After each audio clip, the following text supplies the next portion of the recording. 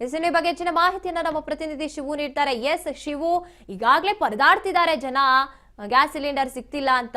ಇನ್ನು ಎಲ್ಲೋ ಅವ್ರು ಕಷ್ಟಪಟ್ಟು ತಂದು ಇಟ್ಕೊಂಡಿರ್ತಾರೆ, ಅದನ್ನ ಕದ್ಕೊಂಡು ಹೋಗುವಂತ ಪ್ರಕರಣಗಳು ಇತ್ತೀಚೆಗೆ ಹೆಚ್ಚಾಗ್ತಾ ಇದೆ. ವಿಚಿತ್ರ ಅನ್ಸುತ್ತೆ. ಇದ್ರ ಬಗ್ಗೆ ಹೆಚ್ಚಿನದಾಗಿ ಹೇಳೋದಾದ್ರಿ. ಎಸ್ ಗಾಯತ್ರಿ, ನಿಜಕ್ಕೂ ವಿಚಿತ್ರ ಅಂತ ಅನ್ಸುತ್ತೆ.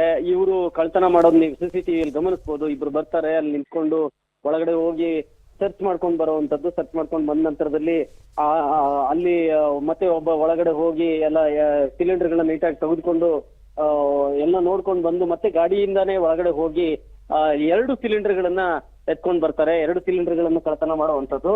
ಅಲ್ಲಿಂದ ಹೋಗ್ತಾರೆ. ಬೇಗೂರು ವ್ಯಾಪ್ತಿಯ ಇಲ್ಲಿ ವಿಶ್ವಪ್ರಿಯ ಲೇಔಟ್ ನಲ್ಲಿ RPC ಲೇಔಟ್ ಅಲ್ಲಿ ಘಟನೆ ಆಗುತ್ತೆ ಇದು.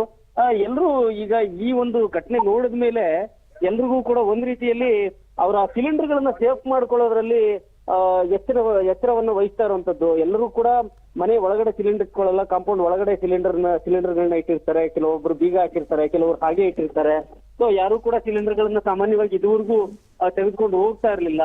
ಸೊ ಇವ್ರು ಕಳ್ತನ ಮಾಡಿರೋರು ಅಗತ್ಯಕ್ಕೆ ಕಳ್ತನ ಮಾಡಿದಾರ ಅಥವಾ ಬ್ಲಾಕ್ ಅಲ್ಲಿ ಮಾರೋದಕ್ಕೆ ಕಳ್ತನ ಮಾಡಿದಾರ ಅಥವಾ ಈಗ ಅತಿ ಹೆಚ್ಚಿನ ರೇಟು ಸಿಗುತ್ತೆ ಅಂತೇಳಿ ಒಂದು ಸಿಲಿಂಡರ್ಗೆ 2,000, 2,500 ಆ ರೀತಿ ಸಿಗುತ್ತೆ ಅಂತೇಳಿ ಇವರು ಕಳ್ತನ ಮಾಡಿದಾರ ಅಂತೇಳಿ ಗೊತ್ತಾಗ್ಬೇಕಿದೆ. ಸದ್ಯಕ್ಕೆ ಸಿಲಿಂಡರ್ ಕಳ್ಕೊಂಡವ್ರು ಮಾತ್ರ ಒಂದು ರೀತಿಯಲ್ಲಿ ಅವರಿಗೆ ಸಂಕಟ ಆಗ್ತಾ ಇದೆ. ಮತ್ತೆ ಈ ಸಿಲಿಂಡರ್ನ ನಾವು ಹಂಚೋದು ಹೇಗೆ? ಗ್ಯಾಸ್ ಖಾಲಿ ಆದ್ರೆ ಮತ್ತೆ ಸಿಲಿಂಡರ್ ನಾವು ಬುಕ್ ಮಾಡ್ಕೊಂಡು ತೆಗೆದುಕೊಂಡು ಬರ್ಬೇಕು ಅಂತಂದ್ರೆ ಬಹಳ ತೊಂದರೆ ಆಗುತ್ತೆ. ದಿನಗಟ್ಲೆ ವಾರಗಟ್ಲೆ ಕಾಯ್ಬೇಕಾಗುತ್ತೆ ಅನ್ನುವಂಥದ್ದು ಅವರ ಚಿಂತೆಗೆ ಕಾರಣ ಆಗಿರುವಂತದ್ದು ಗಾಯತ್ರಿ.